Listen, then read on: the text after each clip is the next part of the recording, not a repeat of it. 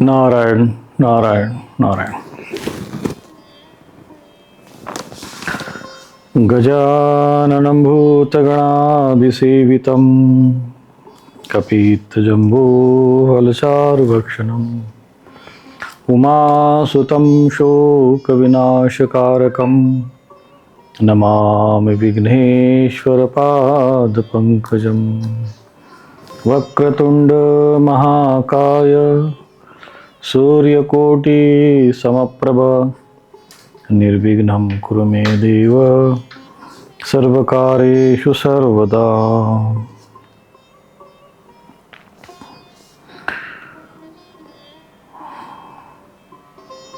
या देवी सर्वभूतेषु शक्तिरूपेण संस्थिता नमस्तस्यै नमस्तस्यै नमस्तस्यै नमो नमः।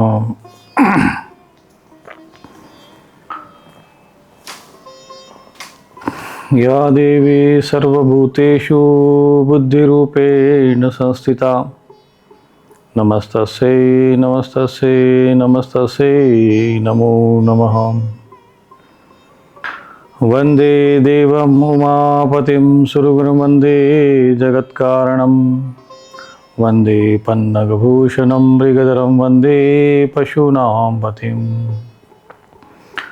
वन्दे सूर्यशशाङ्कवह्निनयनं वन्दे मुकुन्दप्रियं वन्दे भक्तजनाश्रयं च वरदं वन्दे शिवं शङ्करम्। शान्ताकारं भुजगशयनं पद्मनाभं सुरेशं विश्वाधारं गगनसदृशं मेघवर्णं शुभांगमम्। लक्ष्मीकान्तं कमलनयनं योगिभिर्ध्यानगम्यं वन्दे विष्णुं भवभयहरं सर्वलोकैकनाथं। गुरुब्रह्मा गुरुविष्णु गुरुदेवो महेश्वर गुरु साक्षात् परब्रह्म तस्मै श्री गुरुवे नमः। कृष्णाय वासुदेवाय हरे परमात्मने प्रणतक्लेशनाशाय गोविन्दाय नमो नमः।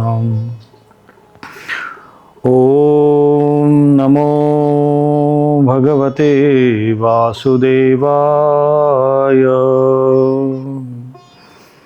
ॐ नमो भगवते वासुदेवाय। ॐ नमो भगवते वासुदेवाय। ॐ नमो भगवते वासुदेवाय। नारायण नारायण नारायण।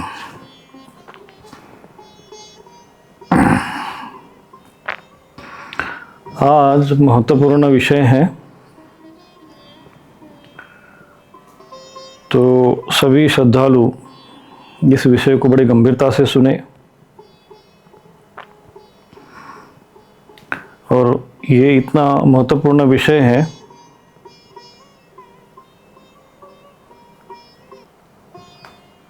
इसके बिना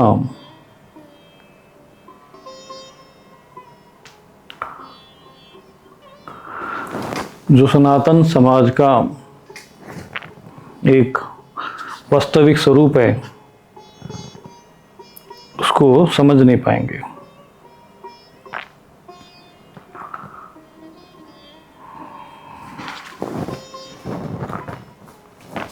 आज का जो विषय है ये विषय इतना गंभीर है कि इस विषय को समझे बिना हम सनातन धर्म का, विशेषकर वर्णाश्रम व्यवस्था का जो वास्तविक स्वरूप है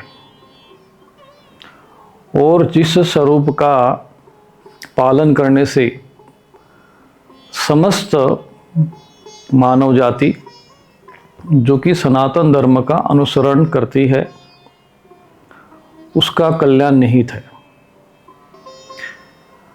और यदि इस स्वरूप को हम समझे नहीं और उसका जो वास्तविक शास्त्रोक्त स्वरूप है, अर्थ है, भाव है, सिद्धांत है, प्रक्रिया है, उसके नियम है, उसके अनुशासन है, इसको समझे बिना हम सनातन धर्म का जो वास्तविक उत्थान चाहते वो संभव नहीं है और न ही किसी भी मनुष्य का वास्तविक रूप से कल्याण हो पाएगा और न ही वो अपने स्वधर्म का शास्त्रोक्त पालन कर पाएगा। इसलिए आज का जो विषय है इस पर जब हम चर्चा करेंगे तो निश्चित रूप से यह ऐसा विषय है कि जिस विषय को न समझने के कारण पिछले हजारों वर्षों से अधर्म जो है एक प्रकार से पूरे समस्त भारत भूमि में वो तांडव कर रहा है, जिसको कहते हैं कि जब जब धर्म की ग्लानि होती है और अधर्म की अभिवृद्धि होती है तब भगवान धर्म की संस्थापना के लिए अवतरित होते हैं। तो निश्चित रूप से धर्म की ग्लानि होती है और अधर्म की वृद्धि होती है, ये तो सत्य है। तो जब धर्म की ग्लानि होती है और अधर्म जब बढ़ जाता है तब होता क्या है, यह समझना बहुत आवश्यक है। और उस समय जो शास्त्रोक्त धर्म है उसके स्थान पर एक छद्म वेशधारी धर्म जो है वो प्रस्तुत किया जाता है। वो होता तो अधर्म ही है परंतु अपने को वो धर्म के रूप में प्रस्तुत करता है। किसके लिए? धर्म संस्थापनार्थ है। जब भी कोई महापुरुष आए, शंकराचार्य जी जैसे महापुरुष आए तो उन्होंने भी धर्म संस्थापनार्थ उद्देश्य के साथ जो वास्तविक शास्त्र का अर्थ है और जिन शास्त्रों के नियमों का पालन करके, सिद्धांतों का पालन करके सनातन धर्म के अनुयायी का कल्याण हो सकता है, उसका यथार्थ भाव, भाष्य, व्याख्या समाज के समक्ष प्रस्तुत करके समाज को एक दिशा देने का प्रयत्न किया और यही धर्म की संस्थापना थी। तो जो शास्त्र में लिखा है, क्योंकि तस्मात् शास्त्रम प्रमाणम कार्य कार्य व्यवस्थितो और ज्ञातवा शास्त्र विधानोक्तम कार्यम कर्तुम मिहारसि, कि जब तक हम शास्त्र में उसका रहस्य नहीं जानेंगे, उसका विधान नहीं जानेंगे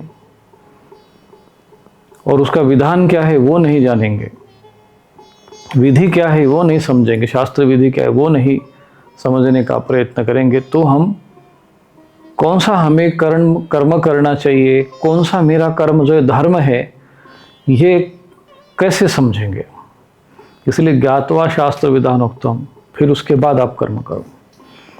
अभी जो हम कर्म कर रहे हैं या समाज में जो कर्म कर रहा है वो एक परंपरागत और दूसरी बात संस्कार विहीन, कोई संस्कार भी नहीं वो बच गए।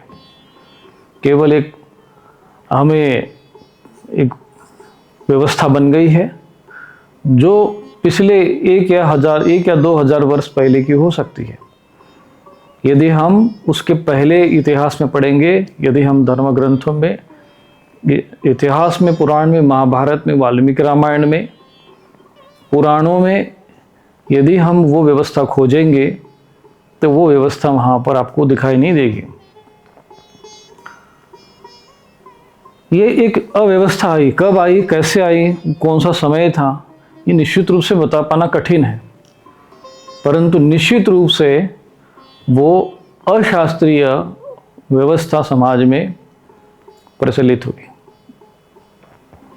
वर्ण व्यवस्था का जो का सिद्धांत है, नियम है, शास्त्रोक्त विधान है, प्रमाण है, उसको जानना, समझना, चिंतन करना और उसको यथार्थ रूप में समाज के समक्ष रखना, बिना किसी स्वार्थ के, केवल मनुष्य का, प्रत्येक मनुष्य का हित कैसे हो इस भाव के साथ वो विषय रखना बहुत आवश्यक है। परंतु जब भी कोई विषय समाज के हित के लिए हम कोई विषय रखते हैं तो उसके पीछे भाव जानना बहुत आवश्यक है। और यदि हम भाव नहीं जानेंगे तो वो जो व्यक्ति अर्थ लगाएगा या जो भी विषय हमारे सामने रखेगा उसमें कितनी सत्यता होगी, कितनी ईमानदारी होगी, ये कह पाना थोड़ा कठिन हो जाता है। इसलिए सर्वभूत हिते रताः, ज्ञानी महापुरुष जो होते हैं समस्त प्राणी का हित करते रहते हैं। तो श्लोक आज का जो है वो है चातुर्वर्ण्यम मया सृष्टम गुण कर्म विभागशयः तस्य कर्तारपि मां विद्य अकर्तारम अव्ययम। भगवान कहते हैं कि चातुर्वर्ण्यम मया सृष्टम गुण कर्म विभागशयः, अर्थात यहाँ पर व्याख्या आती है चातुर्वर्ण्यम अर्थात ब्राह्मण क्षत्रिय वैश्य इन 4 वर्णों का समूह, इसको चातुर्वर्ण कहते हैं। शंकराचार्य जी ने इसका व्याख्या किया है चत्वार एव वर्णाः चातुर्वर्ण्यम, अर्थात चारों वर्णों का नाम चातुर्वर्ण्यम है। चत्वार एव वर्णाः चातुर्वर्ण्यम, 4 ही वर्ण हैं और 4 वर्ण की यहाँ पर बात हो रही है। ब्राह्मण, क्षत्रिय, वैश्य और शूद्र, ये सब जानते कि 4 वर्ण होते हैं। इसको यदि आप किसी को पूछे कि ये क्या है तो सामान्य व्यक्ति कहेंगे ये तो जातियां है। शास्त्र क्या कह रहा है? वर्ण कह रहे हैं। तो ये एक प्रमाण हो गया कि ये जो 4 वर्ण है जातियां नहीं। भगवान ने सृष्टि के आरंभ में मया सृष्टम, स्वयं भगवान ने उसकी रचना की है। एक महत्वपूर्ण विषय है। पहला तो ये वर्ण है, दूसरा यह सिद्ध हो रहा है मया सृष्टम, मेरे द्वारा इसकी रचना की गई है। कोई सभा नहीं बैठी थी, कोई किसी ने के द्वारा उसका कोई निर्माण नहीं किया गया है, ये भगवान के द्वारा निर्मित है, ऐसा प्रमाण है भगवत गीता। क्योंकि 4 वर्णों की व्यवस्था का बात आती है, भगवत गीता प्रमाण है। अब कैसे हुआ है तो कहते गुण कर्म विभाग से, मया सृष्टम का अर्थ होता है मेरे द्वारा।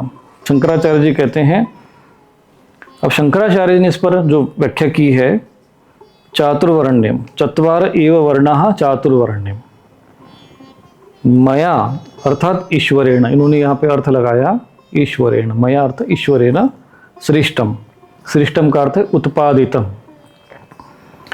और इसके लिए उन्होंने दिया प्रमाण ब्राह्मणों से मुखम आसीत इत्यादि श्रुते है।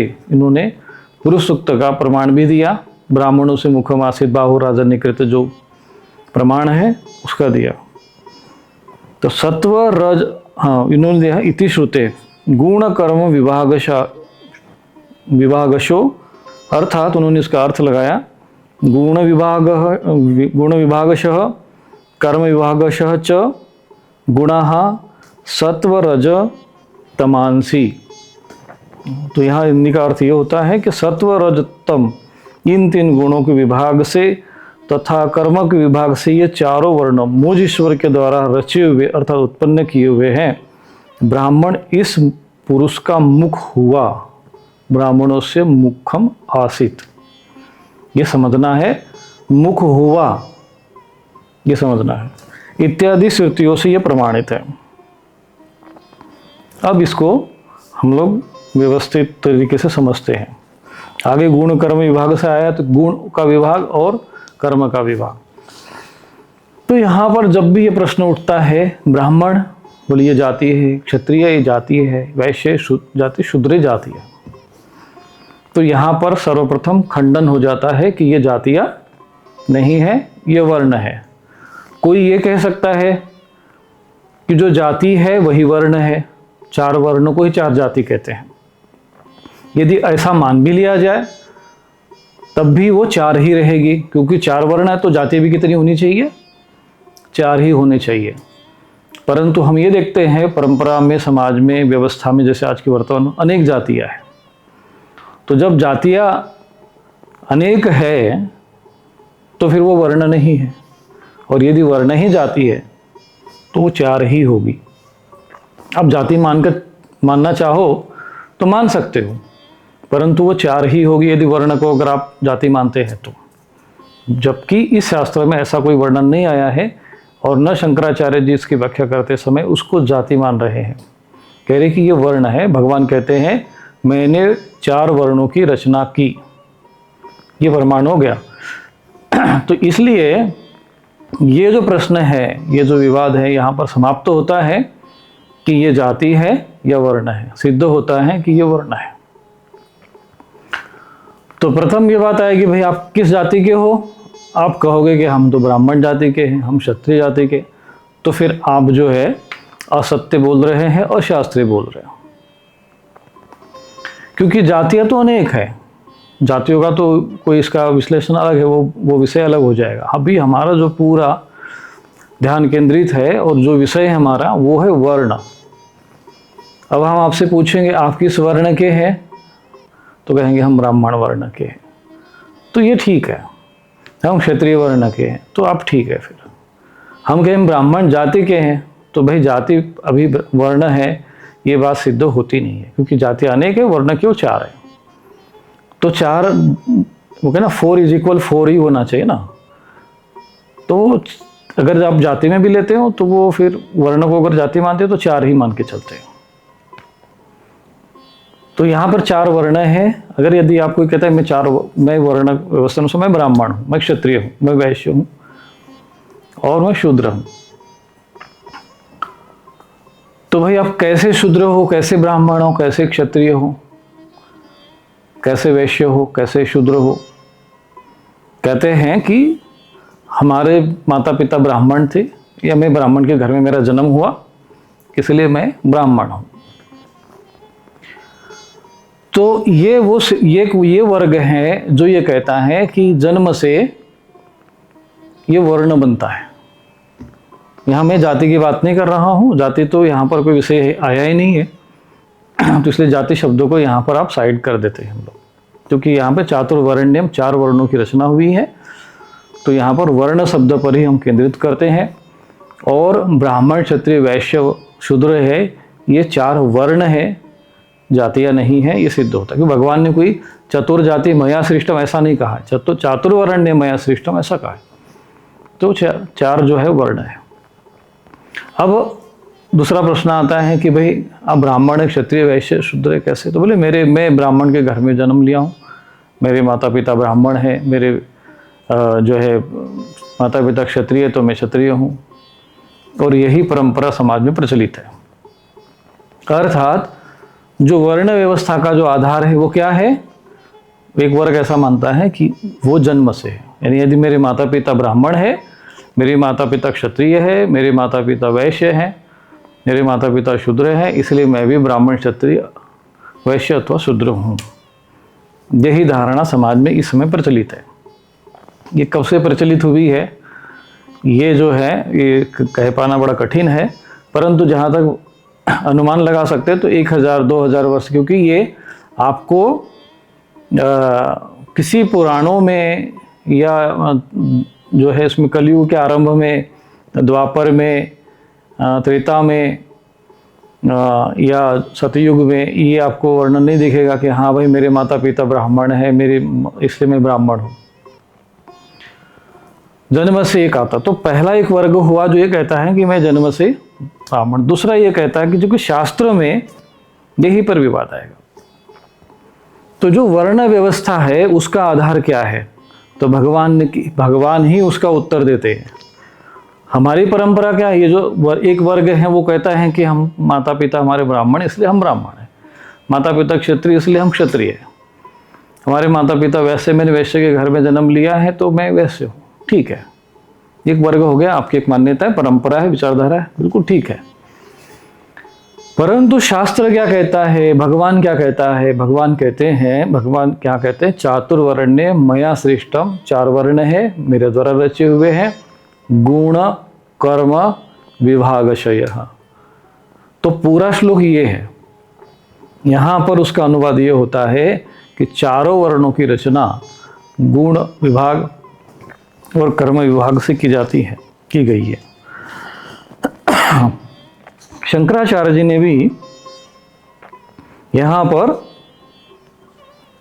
चारों वर्ण सत्व रज तम इन 3 गुणों के विभाग से, सत्व रज तम इन 3 गुणों के विभाग से तथा कर्मों के विभाग से यह चारों वर्ण मुझ ईश्वर द्वारा रचे हुए या उत्पन्न किए हुए हैं। यहां पर आप लाइन ठीक से पढ़ेंगे तो गुणों के विभाग से, तीनों गुणों के विभाग से तथा कर्मों के विभाग से।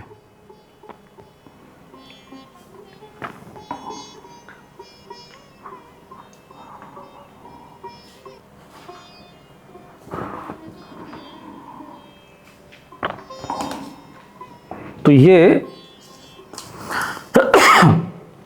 उत्पन्न किए हुए हैं, इस प्रकार से यह वर्णन आता है। गुण कर्म विभागशो गुण विभागशः कर्म विभागशः च गुणाः सत्वरज तमांसी।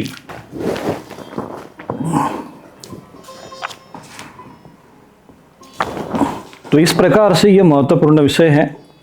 तो यहां पर भगवान ये कहते हैं कि गुणों के द्वारा, तीनों गुणों के द्वारा इसकी रचना हुई है। परंतु जो मान्यता है समाज में वो ये है कि ये जन्म से होते हैं, तो इसका यहाँ पर उसका उल्लेख शास्त्र में नहीं आता है। यदि ऐसा होता, कहीं भी जन्म का संबंध उसके साथ होता, तो गुण कर्म विभाग से एक जगह एक शब्द और उसकी जगह ये होता जन्म कर्म विभाग से या गुण जन्म विभाग से। तो भगवत गीता का ये प्रमाण ही, यही श्लोक ही स्वयं प्रमाण है। क्योंकि अधिकांश लोग जो जन्म के वर्ण की बात करते हैं कि 4 वर्ण जो ईश्वर ने बनाए, तो प्रमाण क्या है, तो वो यही भगवत गीता के 4थे अध्याय का 13वां श्लोक ही बताते हैं। चातुर्वर्ण मया सृष्ट, भगवान ने इसकी रचना की हुई है। ठीक है भाई, यही सत्य है, इसमें कोई संदेह नहीं, कोई शास्त्र प्रमाण है। परंतु जो उसकी जो रचना की गई है, मया सृष्टम, सृष्टि की गई है, तो उसका आधार क्या है? कहते हैं गुण कर्म विभाग। तो यहां 2 शब्द आते हैं, गुण और कर्म। यहां पर ऐसी व्याख्या नहीं है कि जो व्यक्ति जिसके माता पिता ब्राह्मण है तो वो फिर ब्राह्मण ही जो है माना जाएगा, या वो उसी के अनुसार उसके कर्म तय हो जाएंगे। क्यों? क्योंकि भाई ये ब्राह्मण के घर में जन्म लिया है, तो इसके कर्म क्या है? बोले ये ब्राह्मण के कर्म है उसके। क्यों है? बोले ये इसके घर में जन्म लिया है। तो यहां पर वो कहता है, यहां पर शास्त्र ये कहता है, भगवान स्वयं कह रहे हैं। अब प्रमाण क्या है इस बात का? बोले प्रमाण तो यह श्लोक ही स्वयं है, यह श्लोक ही प्रमाण है। अब इससे अधिक प्रमाण क्या चाहिए? अब प्रमाण कहेंगे नहीं, इसका अर्थ ये नहीं, इसका अर्थ दूसरा है, ऐसा भी कोई बोल सकता है। ठीक है, वैसा ही अर्थ लगा देते हैं। परंतु यहाँ पर शंकराचार्य जी इसका व्याख्या करते समय यही करते हैं, कहते हैं कि जो है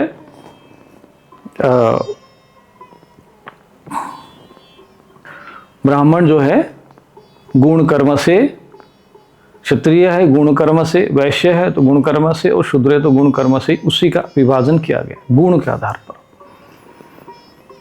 तो कोई भी व्यक्ति यदि ब्राह्मण है तो उसको कैसे ब्राह्मण माना जाएगा? शंकराचार्य जी ने आगे उसका उदाहरण प्रस्तुत किया है। कहते हैं कि उनमें तत्र सात्विकस्य सत्व प्रधानस्य ब्राह्मणस्य शमो दम तप इत्यादि कर्माणि, उसमें सात्विक सत्वगुण प्रधान वाले ब्राह्मण के शम दम तप आदि कर्म है। क्योंकि सत्व रज और तम इन 3 गुणों से निर्माण हुआ है, ये 4 वर्ण बनाएंगे। तो जो सत्वगुण प्रधानता हो जिसमें होगी उसको ब्राह्मण माना जाएगा। कि भाई आप ब्राह्मण कैसे हो? तो कहते हैं कि शास्त्र के अनुसार ब्राह्मण वो है जिसमें सत्व गुण की प्रधानता होगी।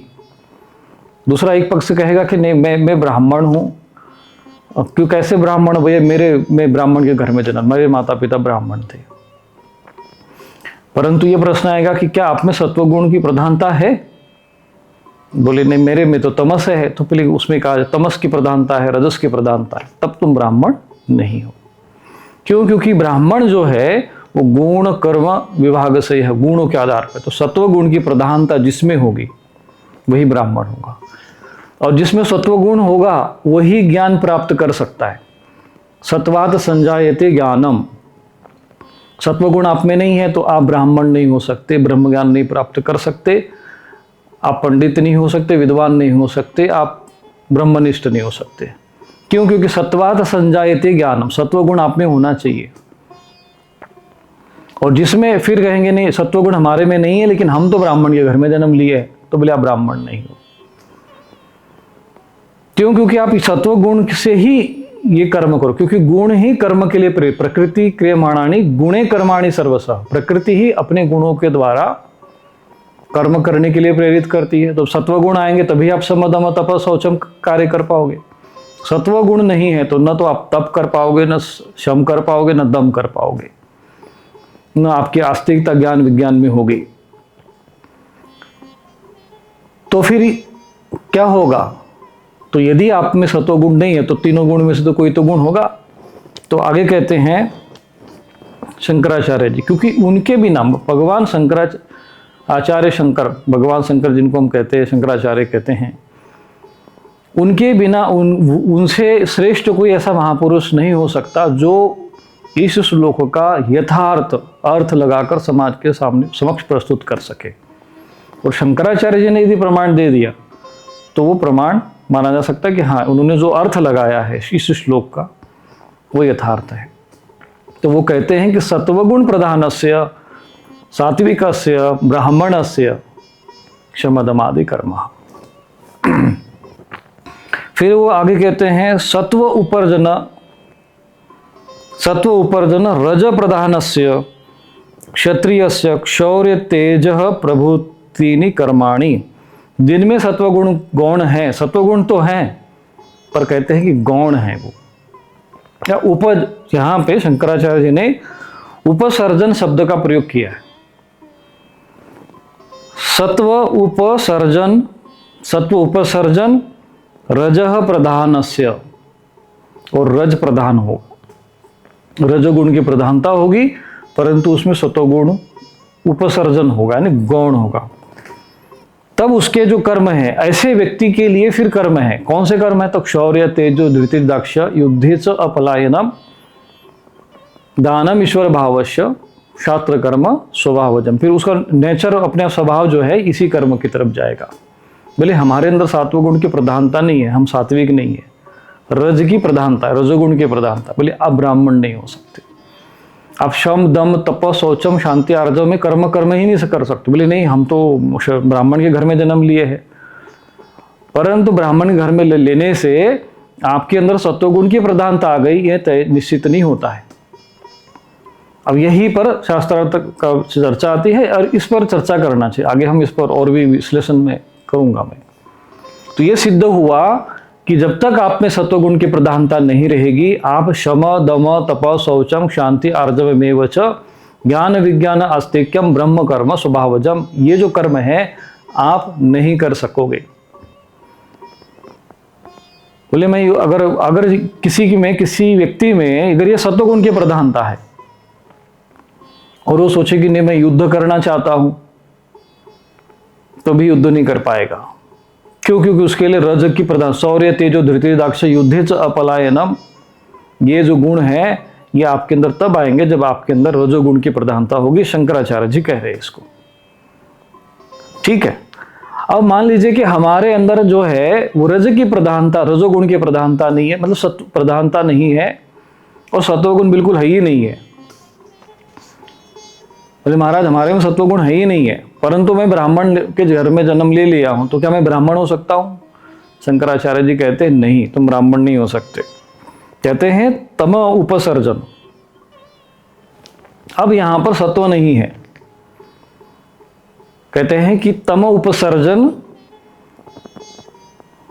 नहीं, रज उपसर्जन यहां माना जाएगा, जिसमें तम उपसर्जन रज प्रधानस्य वैश्यस्य कृष्यादिनी कर्माणि, अर्थात तम उपसर्जन रज प्रधानस्य, यानी इसमें सत्वगुण नहीं है, इसमें भी रजोगुण की प्रधानता है। यानी वैश्य में भी रजोगुण की प्रधानता होती है, क्षत्रिय में भी रजोगुण की प्रधानता होती है, परंतु क्षत्रिय की पहचान ये होगी कि उसमें सत्वगुण की उसमें सत्वगुण की जो उपसर्जन यानी गौण मात्रा में उसके अंदर सत्वगुण होगा।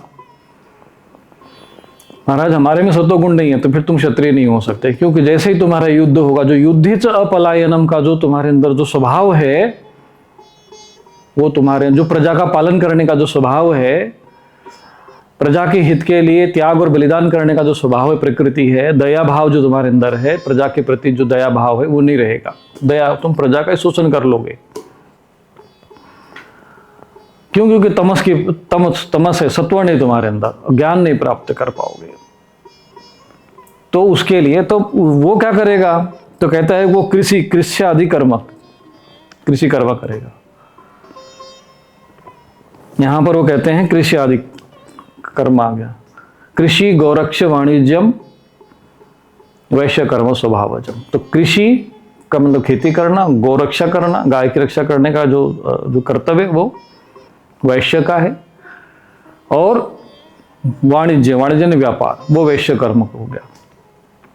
जिस व्यक्ति की प्रकृति में तम जो है वो उपसर्जन होगा यानी गौण होगा, और रज की प्रधानता होगी, क्योंकि कामना वासना में रहती है। व्यापारिक लोगों में धन कमाना है, लोभ है, फिर स्वर्ग में जाना है, वो भोग है, उसका उद्देश्य वही है।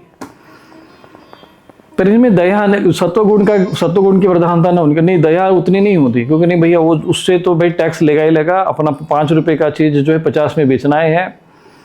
खेती में अगर हल चलाएंगे तो वहां पशु भी मरेंगे, जीव भी मरेंगे, तो वो दया नहीं कर सकता, करेगा तो खेती नहीं कर पाएगा। अब किसी सत्वगुण प्रधान व्यक्ति से कहोगे भाई तू हल चलाओ जिसमें ब्राह्मण के गुण हैं, वो व्यक्ति देखेगा कि तो यहाँ तो बहुत सारे जीव मर रहे, वो हल नहीं चला पाएगा, क्योंकि उसमें सत्वगुण की प्रधानता है। हो गए भाई। तो ये इस प्रकार से जो है ये वर्णन आता है यहाँ पर। फिर आता है आगे, वो कहते हैं शंकराचार्य जी, रज उपसर्जन तम प्रधानस्य शूद्रस्य शुश्रूषा एव कर्म। मतलब पहले तो ये है कि पहले तुम ब्राह्मण क्षत्रिय वैश्य शूद्र किस आधार पे तय हो रहे? गुणों के आधार पे। तुम्हारे में सत्वगुण की प्रधानता है, बोले तुम ब्राह्मण, बोले नहीं हम तो ब्राह्मण घर में जन्म लिए। सत्वगुण की प्रधानता है, बोले नहीं है, तो फिर तुम ब्राह्मण नहीं हो। बोले हम क्षत्रिय घर में जन्म लिए हैं, सत्वगुण की प्रधानता है, बोले हाँ है, तो फिर तुम ब्राह्मण हो। बोले हमारे में सत्वगुण गौण है, रजोगुण प्रधान है, बोले तो फिर तुम क्षत्रिय हो, तुम ब्राह्मण नहीं हो। तुम्हारे कर्म जो, अगर तुम्हारे सत्वगुण की प्रधानता है, तुम्हारे कर्म ब्रह्म कर्म, वो कर्म वो तुम्हारा स्वधर्म है, वो तुम्हारा स्वभाव है। स्वधर्म जो शब्द है ये स्वभाव से जुड़ा हुआ है। और स्वभाव कैसे जुड़ा हुआ है ये आपको 18वें अध्याय के उसमें श्लोक में समझ में आएगा, उस पर भी चर्चा हम करेंगे, उस श्लोक पर भी चर्चा होगी कि स्वभाव बनता कैसे है। कुछ लोगों को लगेगा कि नहीं हम तो हमारे माता पिता जो है सत्वगुण प्रधान थे तो हम भी सत्वगुण प्रधान है, ये एक तर्क हो सकता है, पर इस पर भी चर्चा आगे श्लोक में आएगी। तो जिसमें तमोगुण की प्रधानता है, रजोगुण गौण है, उस शूद्र का केवल सेवा ही कर्म है। परिचर्यात्मकम कर्म शूद्र कर्म स्वभावजम। और बार बार आप चारों श्लोकों को आप देखेंगे तो सबसे अंतिम जो शब्द आया है वो स्वभावजम स्वभावजम स्वभावजम स्वभावजम। कहीं पर भी ये नहीं आया कि जन्मजम जन्मजम जन्मजम, ये कहीं नहीं आया। प्रमाण क्या? बोले यही भगवद गीता का श्लोक ही प्रमाण है और शंकराचार्य जी की व्याख्या प्रमाण है। अलग से आपको प्रमाण की आवश्यकता ही नहीं है। और यदि फिर भी आप प्रमाण खोजना चाहो तो आपको मनुस्मृति में प्रमाण मिल जाएगा, आपको महाभारत में प्रमाण मिल। यक्ष और युधिष्ठिर का जो संवाद हुआ है तो यक्ष ने अंतिम प्रश्न यही किया, किसी भी को ब्राह्मण क्षत्रिय वैश्य माना जाए तो उसका आधार क्या है, क्या उसके जो जन्म है, उसके गुण है, उसके कर्म है, क्या है। तो उस पर भी हम चर्चा करेंगे। यक्ष युधिष्ठिर वाला जो संवाद है जो उसमें है, हम लोगों ने उसका भी वर्णन निकाल के रखा है। तो 3 बातें यहां पर सिद्ध होती है। एक तो चारों वर्ण जो है ये 4 है और भगवान कहते हैं, और उसकी रचना भगवान ने की है। दूसरा कि जो वर्णक व्यवस्था बनी है वो गुण कर्म से बनी, जन्म से नहीं है। कि जन्म से आधार पे कोई व्यक्ति कहे कि मैं ब्राह्मण हूँ, वो क्षत्रिय हैं, मैं वैश्य हूँ और मैं शूद्र हूँ क्योंकि मैं किसी शूद्र के घर में मेरा जन्म है, यदि इसको ऐसा कहता है तो वो अशास्त्रीय है, असैद्धांतिक है और उसका कोई प्रमाण नहीं है। प्रमाण है गुण कर्म विभागशय, यहाँ समाधान होता है। अब इन्होंने यहाँ पर ब्राह्मणों से मुखम आसीत, ये एक श्लोक आता है कि भाई उसमें श्रुति वाक्य है पुरुष सूक्त में, तो ब्राह्मणों से मुखम आसीत की जब बात आती है तो कहते हैं कि ब्राह्मण उनके मुख से जन्म लिया। बोले ये प्रमाण है शास्त्र में, ठीक है ना? बोले हाँ प्रमाण है।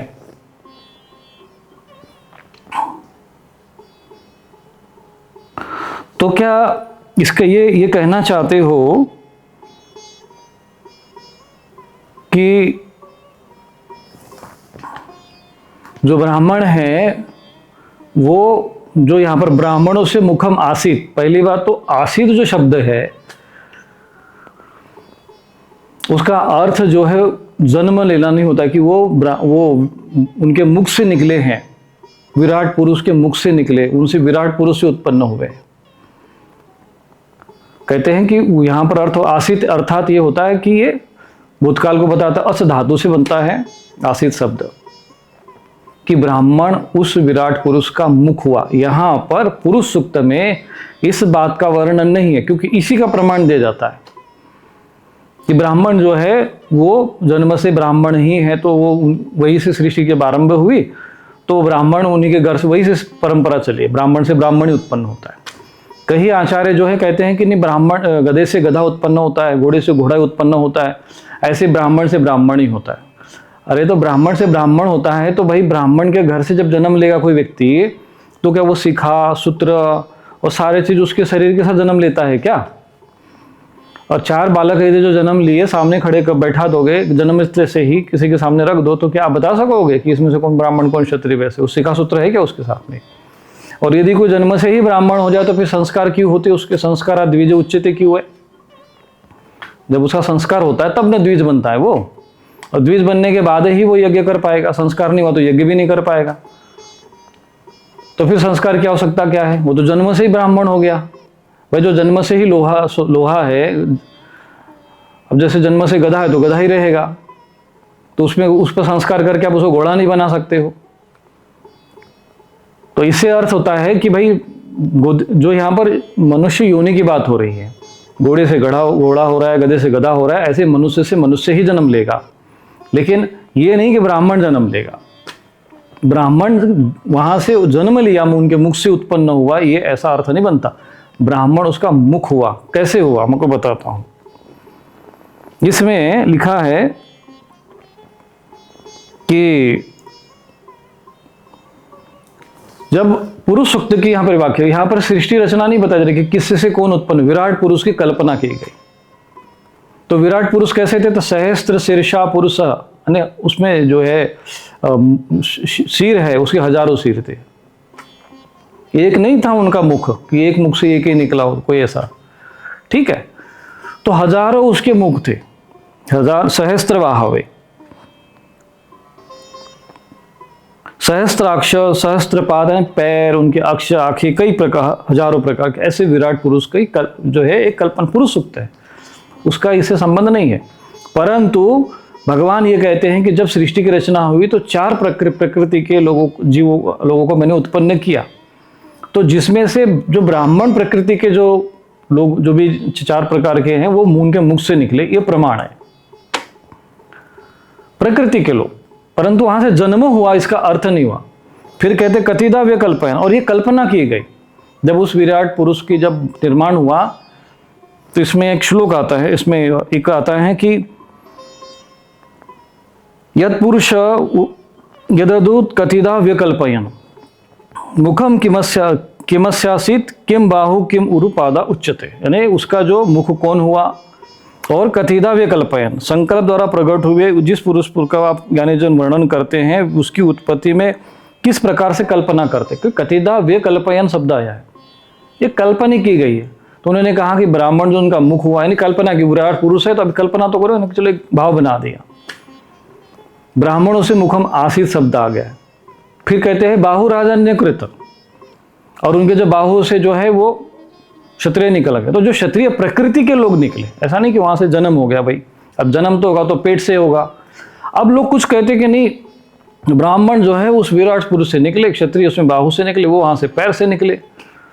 तो भाई निकले तो उसी विराट पुरुष से ना, कि किसी माता पिता से निकले वो, और एक ही विराट पुरुष से निकले चारों। तो फिर वो चारों जो निकले उनमें असमानता कहाँ से? एक ही परमात्मा के अंश हुए ना। यदि माता पिता अगर तुम मान के चलते उस विराट पुरुष को माता पिता मान लेते हैं, तो ब्राह्मणों की माता पिता कौन हुई फिर? बोले मुख से निकले उसके विराट वो हो गए। और क्षत्रिय के कौन हो गए? तो बोले क्षत्रिय के भी वही विराट पुरुष है। वैसे यदि उनके जंगा से निकले हैं तो भाई क्षत्रियों के भी, वैश्यों के भी माता पिता कौन हुए? बोले वही विराट पुरुष ही हुए, उन्हीं से तो निकले ना। अब शूद्र उनके पैरों से निकले भाई, तो उनके माता पिता कौन हो गए? यदि कोई जन्म से भी माने, तो जन्म से अगर मान ले कि नहीं मैं ब्राह्मण हूँ, क्षत्रिय वैसे हो, तो जन्म से तो फिर सारे जो है उनके माता पिता एक ही हुए ना। तो फिर ये भेद वाला बात कहाँ से आ गई? यहाँ से सिद्ध होता नहीं है।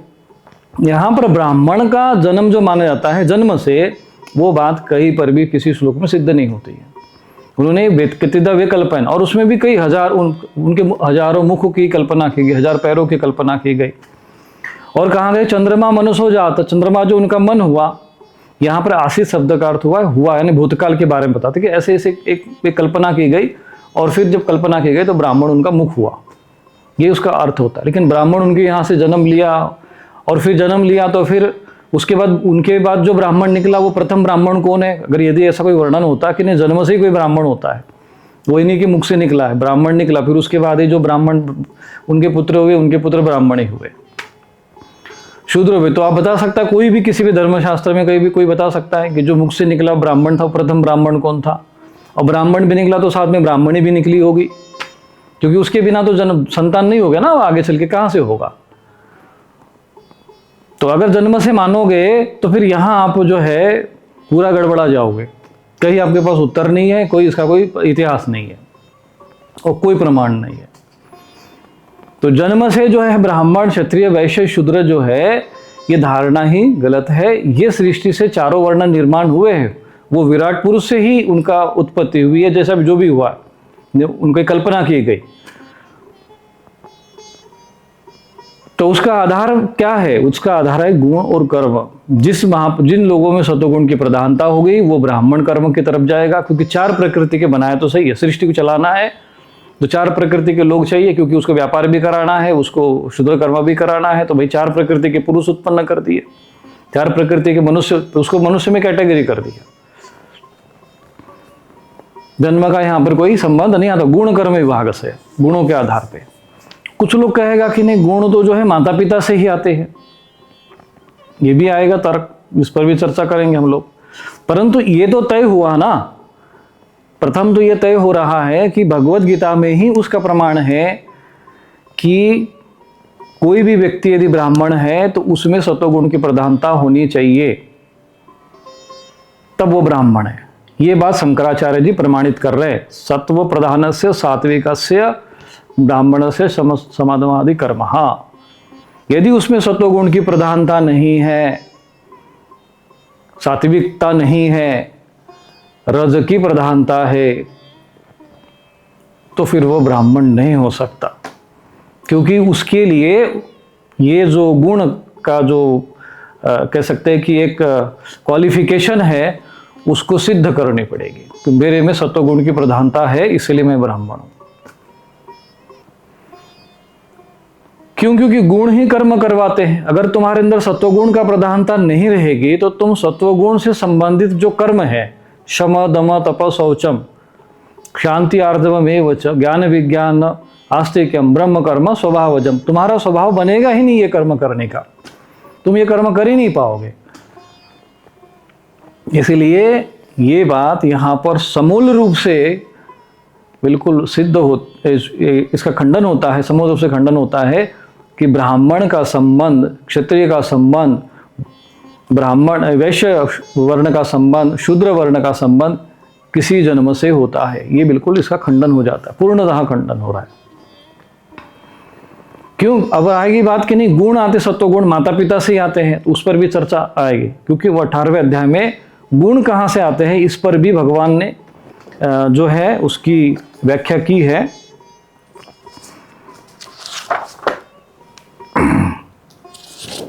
इकतालीसवां श्लोक है 18वां अध्याय का 41 या 41वां श्लोक देखेंगे। ब्राह्मण क्षत्रिय वैश्यानाम शूद्राणाम च परम तप कर्माणि प्रविभक्तानि स्वभाव प्रकृति जैर गुणे हैं। ये श्लोक है वो 18वें अध्याय का 41वां श्लोक पढ़ लीजिए। कर्म जो विभक्त हुए हैं, स्वभाव प्रकृति जैर गुण है, जो स्वभाव है। अब इसकी व्याख्या शंकराचार्य जी ने जो की है उसको पढ़ना कभी ध्यान से, उस पर भी हम पढ़ेंगे, अभी सुनेंगे सारा विषय। और हो सकता है मुझे 2-3 दिन भी अगर ये विषय लेना पड़ा तो मैं इस पर लूंगा, उसे एक एक विषय के पहलू पर चर्चा करेंगे। तो यहाँ पर समूल रूप से सिद्ध ये होता नहीं है कि चलो ब्राह्मण का, जैसे किसी ब्राह्मण से ही ब्राह्मण उत्पन्न हुआ, ऐसा नहीं। विराट अगर उत्पन्न हुआ तुम ये भी अर्थ लगा दोगे जैसा कि यहाँ पर लगाया, तब भी उत्पन्न तो ब्राह्मण, चाहे ब्राह्मण हुए, चाहे क्षत्रिय हुए, चाहे वैश्य हुए, तो निकले तो विराट पुरुष से ही ना। और यहाँ पे कथिता विकल्पयन ऐसी बात आती, कल्पना की गई है। और उनका कहा है कि भाई वो सूर्य चक्षु अजाए, तो सूर्य आंख हुए, तो भाई कितनी आंख हुए? उनके तो बहुत सारी आंखें, सहस्त्राक्ष सहस्त्रपात है। कल्पना है, विराट पुरुष एक कल्पना है, काल्पनिक रूप से एक परमात्मा कल्पना की गई है। और कल्पना में फिर सबको जो जो सृष्टि में पहले से ही तत्व विराजमान थे उनको वहां पर स्थापित कर दिया गया, काल्पनिक रूप से भाव बनाया गया। कथिता वे कल्पयन शब्द, भाई उसका मुख कौन हुआ, ये शब्द आ रहे हैं ना। तो ये जो है, ये बात यहां पर सिद्ध करने के लिए शंकराचार्य जी ने यहां जो प्रमाण दिया है वो इस बात को सिद्ध करने के लिए कि मया सृष्टम अर्थात ईश्वरेण सृष्टम, इस बात को सिद्ध करने के लिए वो ब्राह्मणों से मुखम आसित इस श्रुति का वो उल्लेख करते हैं। परंतु विभाजन कैसे हुआ इसको सिद्ध करने के लिए पूर्ण रूप से वो यहाँ पर कहते हैं कि गुणों के आधार पर। कैसे विभाजन हो? गुण कर्म विभाग से। और फिर वो गुणों के आधार पर बताते हैं कि भाई तुम्हारे अंदर अगर रज की प्रधानता है और सत्वगुण की गुण है तो तुम क्षत्रिय हो। तुम्हारे में रज की प्रधानता है और तम यदि गुण है तुम्हारे में तो भाई तुम वैश्य कर्म करोगे और स्वाभाविक रूप से कर्म करोगे, और वही स्वाभाविक रूप से ही कर्म करता है। आप किसी भी व्यक्ति को जो क्षत्रिय के घर में जन्म लिया है, हर व्यक्ति को आप मिलिट्री में नहीं डालोगे। वहां तो पहले पता करोगे कि भाई इसमें सैनिक के गुण और लक्षण है कि नहीं है। और यदि उसमें वो गुण नहीं होंगे, अर्थात उसमें रजोगुण की प्रधानता नहीं रहेगी और सत्वगुण यदि गुण नहीं रहेगा, वो सैनिक बन ही नहीं सकता है। पहले तो उधर रुचि नहीं होगी, चला भी गया तो वो परीक्षा होगी उसमें फेल हो जाएगा। और जो पास हो गया तो इसका अर्थ ये है कि यदि कोई सैनिक है, युद्ध करने का साहस है, शौर्य तेजो धृति दाक्ष उसके गुण है, युद्ध से वो भाग नहीं सकता, मर जाएगा, कट जाएगा, लेकिन पीछे नहीं हटेगा, तो फिर वो क्षत्रिय है, वो सैनिक बनने के योग्य है। और इसके लिए उसकी परीक्षा होगी। आप जाइए मिलिट्री में, बोलेंगे नहीं हम तो क्षत्रिय का घर में जन्म लिए हैं, तो हम तो वैसे ही क्षत्रिय, हम तो युद्ध करने के लिए पैदा हुए हैं। फिर भी उसका टेस्ट होगा, भाई तुम्हारे में देखा जाएगा कि तुम्हारे में गुण है क्या। अब उस समय की जो अभी समय की प्रक्रिया है कि भाई उसको ट्रेनिंग होगी, कुछ होगा, सारा सब परीक्षा होगी। उस समय ये हुआ कर रहा, जो ऋषि मुनि ज्ञानी है वो देखते थे कि इनमें ये गुण है या नहीं है, रज की प्रधानता सत्वगुण है या नहीं है, उसका परीक्षण हुआ करता था। और तब उसके अनुसार उनकी शिक्षा तय की जाती थी। गुणों के आधार पर उसका वर्ण तय करते थे। ब्राह्मण क्षत्रिय, ब्राह्मण का गुण है इसके अंदर, क्षत्रिय का गुण है, वैश्य का है। जैसे कर्ण था, कर्ण के अंदर क्षत्रिय का गुण थे, तो वो रक्त बह रहा है फिर भी शांत बैठा, बोले कि तुम क्षत्रिय में गुण हो सकता है, ये ब्राह्मण नहीं में गुण नहीं हो सकता, इतनी सहनशीलता नहीं हो सकती है। तो ब्राह्मण शायद तो प्रकृति का नहीं, तो नहीं ब्राह्मण नहीं है। कहा कि तुम्हें मैं विद्या नहीं दूंगा, श्राप दे दिया। उसके लिए रज की प्रधानता चाहिए उतना सहन करने के लिए। कई ऐसे राजा महाराजों के अपना शरीर का जंगा का मांस काट के फिर वो ऐसे देते थे। और दूसरा कोई वैश्य और शूद्र प्रकृति का हुआ तो वो मांस का और रक्त को देखकर तो वैसे ही बेहोश आकर गिर जाएगा, क्योंकि वो प्रकृति नहीं है उसकी। और इसीलिए क्षत्रियों के लिए, जो क्षत्रिय अर्थ ये जो युद्ध कर रहे हैं, जन्म से बिल्कुल कोई न ब्राह्मण हो सकता है, न क्षत्रिय होता है, न वैश्य है, न शूद्र है, कोई नहीं है। प्रमाण ही नहीं, सिद्ध ही नहीं होता है। चाहे आप महाभारत उठा लो, चाहे आप वेद उठा लो, उपनिषद उठा लो, प्रमाण देख लो इतिहास में, चाहे भगवद गीता। भगवद गीता से क्या प्रमाण चाहिए? कुछ लोग कहते हैं क्या प्रमाण है? भगवद गीता ही प्रमाण है। जिस श्लोक को तुम बोल रहे हो वही तो प्रमाण है, गुण कर्म विभाग से। तो विराट पुरुष से ही, एक ही पुरुष से 4 प्रकृति के मनुष्य निर्मित हुए, ऐसा भी अर्थ लगा सकते तुम लोग, जबकि उसका अर्थ ऐसा नहीं बनता है। कल्पना की गई, विराट पुरुष की कल्पना की गई और एक प्रमाण बना दिया। पुरुष सूक्त, उस विराट पुरुष का वर्णन हो रहा है या सृष्टि का वर्णन नहीं हो रहा है। कहां से कौन उत्पन्न हुआ, कहां से कैसे क्या हुआ, सृष्टि का नहीं है। क्योंकि जैसे चंद्रमा मनुष्य जाता कहा गया, अगर आप मानोगे विराट चंद्रमा की उत्पत्ति तो भाई विराट पुरुष से हुई है। अगर जन्म को आधार पे मानतोगे, उत्पन्न अगर अर्थ लगाओगे यहाँ पे तो इतिहास में तो ये पता चलता है कि वो तो अत्रि मुनि के घर से जन्म लिए हुए हैं। अत्रि के यहाँ भगवान ब्रह्मा जी के अंश से उनका जन्म हुआ चंद्रमा का। तो यहाँ पर जन्म से सिद्ध नहीं होता है भाई। कतिदा वे कल्पयन, उसकी क्या कल्पना की गई? वो संकल्प जब से विराट पुरुष हुआ तो उसका मुख कौन हुआ, उसका बाहु कौन हुए, उसका चक्षु कौन हुए, उसके जो है मन कौन हुआ, उसकी नाभि कौन हुई, तो कल्पना है। अगर आप तुम एक सूर्य लेकर उनकी आंख में लगा दो और चंद्रमा वहां जगह सेट कर दो, ब्राह्मण वहां बैठा दो, तो कैसा पुरुष बनेगा बताइए? कल्पना करो। ये भाव से एक ऋषि मुनि ने उसमें कल्पना की गई है, परंतु उसका अर्थ ये नहीं होता है कि ब्राह्मण जो है जन्म से निकला तो सारे ब्राह्मण ही होंगे। यहाँ पर गुण कर्म विभाग से ये जो विभाजन हुआ है कर्मों का, इसके लिए गुण विभाग और कर्म विभाग समझना आवश्यक है। जो गुण विभाग को नहीं समझेगा, कर्म विभाग को नहीं समझेगा, अपने हम लोगों ने तीसरे अध्याय में देखा, वो तत्ववित्तु महाभाव नहीं है। वो गुण कर्म विभाग जो जानता हो वही तत्वदर्शी है, तत्वज्ञानी है, क्योंकि वही तत्व जानता है, सत्वगुण, रजोगुण और तमोगुण। और यही कारण है कि अभी भी कोई भी व्यक्ति किसी भी घर में जन्म ले, वो स्वभाव से ही कर्म करता है। हर व्यक्ति जो है चाहे किसी के घर में जन्म लेगा, उसमें क्षत्रिय के गुण होगा तो अपने आप मिलिट्री में जाएगा, सेना में जाएगा, युद्ध की भावना उसके अंदर होगी, वो पीछे नहीं पलटेगा। किसी के भी घर कहीं भी जन्म ले ना, यदि उसमें रज की प्रधानता है, सत्वगुण गौण है, वो क्षत्रिय है। चाहे वो वनवास में चला जाएगा तब भी धनुष, भगवान राम धनुष बाण लेके गए क्योंकि उनमें रज की प्रधानता, सत्वगुण गौण था। वो वन में भी गए, धनुष लेके गए। पांडव भी गए तो धनुष हाथ में लेके गए, क्योंकि वो क्षत्रिय थे, गुण और प्रकृति से सत्व। यही तो भगवान अर्जुन को कहना चाहते हैं कि तुम्हारा धर्म और तुम्हारी प्रकृति क्षत्रिय की है, तो भाग भी नहीं से, जंगल में भी जाओगे वहां भी तुम जो है तीर धनुष चलाओगे। और इसीलिए मृगया का जो अधिकार है, चूंकि रक्त और मांस और ये सब वध करना, गर्दनें उड़ाना, वध करना, ये सब कर्म जो है उसको करना पड़ता है, घोर कर्म। अर्जुन कहता है ना, मुझे क्यों इस कर्म में डालो, ये हत्या वध करना कोई अच्छी चीज थोड़ी है, ये तो घोर कर्म है। परंतु ये घोर कर्म के लिए क्षत्रिय को सृष्टि के आदि में क्षत्रिय प्रकृति के लोगों को खड़ा बनाया गया, उसमें से तुम भी हो। तुम्हें युद्ध करना पड़ेगा, तो युद्ध से नहीं भाग सकते, तुम्हारा धर्म है। अब वो अर्जुन कहेगा कि नहीं मैं तो ब्राह्मण बनूंगा, शमदम तप करोगे, नहीं कर पाएगा, तेरी प्रकृति नहीं है, तो क्योंकि सत्वगुण प्रधान नहीं हो ना तुम। ये जो अलग बात होती है कि व्यक्ति, जैसे अभी विश्वामित्र जी का उदाहरण देते हैं, उन्होंने भी जो है तपस्या के द्वारा ब्राह्मणत्व को प्राप्त कर लिया। तो अर्थात ये परिवर्तित भी होता है। अगर जन्म से ही मान लेते तो क्षत्रिय, अगर मान लेते तो विश्वामित्र जी तो फिर क्षत्रिय होंगे, फिर महर्षि कैसे बन गए, ब्रह्मर्षि कैसे बन गए, कैसे वो गायत्री के मंत्र के ऋषि कैसे बन गए, वो मंत्र के ऋषि कैसे बने, गायत्री मंत्र के ऋषि तो विश्वामित्र जी है ना, जो जनक ही है उसके गायत्री मंत्र के, जिसको ब्राह्मणों की कामधेनु माना जाता है। यदि तुम मान के चलोगे कि नहीं जन्म से कोई क्षत्रिय होगा, तो फिर वो हमेशा ही क्षत्रिय रहेगा ना, उसको तो मरेगा, फिर अगला जन्म लेगा कहीं ब्राह्मण के घर में, फिर तब वो ब्राह्मण माना जाएगा। तुम्हारे हिसाब से तो यही होगा। फिर वो परिवर्तित कैसे हुए? तपस्या के द्वारा परिवर्तित हो सकता है। सत्वगुण प्रधानता यदि अगर आपके अंदर आती है तो आप में ब्राह्मणत्व आ सकता है। आप ब्राह्मण कर्म करोगे, आप ब्राह्मण माने जाओगे, ब्राह्मण की तरह आपका आदर होगा, सम्मान होगा और मोक्ष भी वैसे ही होगा।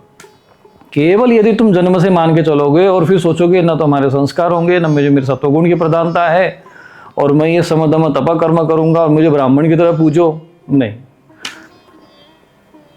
इसलिए ये तुम्हारा जब कोई वैश्य कर्म का होगा तो स्वाभाविक रूप से उसका कृषि में, गौरक्षा में, व्यापार में रुचि जाएगी। क्यों जाएगी भाई उसकी रुचि?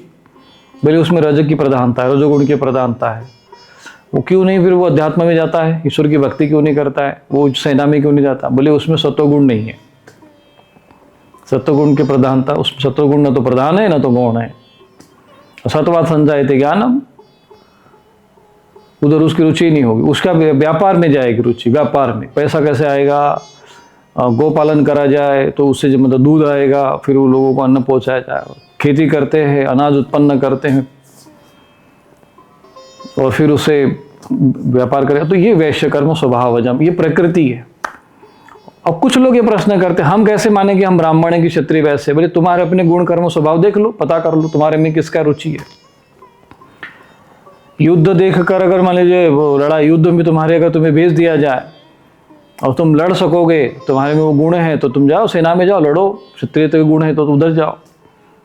बोले नहीं, सेना में जाने पर डर लगता है, भय लगता है, कौन मरने जाएगा वहां पर। बोले तुम्हारे में तुम क्षत्रिय नहीं हो, फिर जाओ तुम फिर वैसे कर्म करो। तो व्यापार में जाएगा वो व्यक्ति, व्यापार बुद्धि है तो फिर वो वैश्य कर्म में जाएगा। तो जो तुम्हारा स्वभाव है उस स्वभाव के अनुसार आप व्यक्ति कर्म तय करता है। और ये प्रमाण है, शंकराचार्य जी इसको इतना विस्तार पूर्वक लेके गए।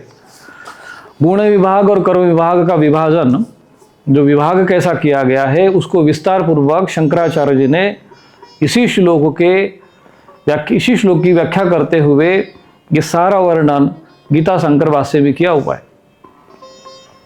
और जब हमने भी इसका अध्ययन किया तब हमें प्रथम बार समझ में आया कि वो ये तो जो है स्वाभाविक कर्म है। सत्वगुण समाज में जिसके अंदर सत्वगुण आएगा वो अपने आप ही स्वाभाविक रूप से अध्यात्म की तरफ, धर्म की तरफ, ज्ञान विज्ञान आस्तिक्यम, शम दम तप में उसकी रुचि होगी और वो व्यक्ति साधु बनेगा, महात्मा बनेगा, ऋषि बनेगा, मुनि बनेगा, सन्यासी बनेगा, धर्माचार्य बनेगा। वो यही कर्म करेगा, प्रकृति स्वाभाविक जाएगा उसका। और फिर ऐसा व्यक्ति ही पूजनीय होना चाहिए जिनमें ये गुण हो, शम दम, जो ये कर्म कर रहा हो। कर्म कैसे करेगा? जब उसमें वो सत्वगुण की प्रधानता होगी। क्या आपकी समस्याओं का समाधान नहीं मिल रहा? स्वामी रूपेश्वरानंद आश्रम में पितृदोष निवारण, काल सर्प दोष शांति, नारायण बलि पूजन, महायज्ञ, जन्म कुंडली विश्लेषण, अभिमंत्रित रक्षा कवच तथा सिद्ध यंत्र जैसे श्री यंत्र, कुबेर यंत्र उपलब्ध हैं। साथ ही नकारात्मकता, शामक स्प्रे, मंत्र सिद्ध यज्ञ भस्म और दैवीय रक्षा कवच भी प्राप्त करें। अभी कॉल करें और सेवा हेतु दान करें।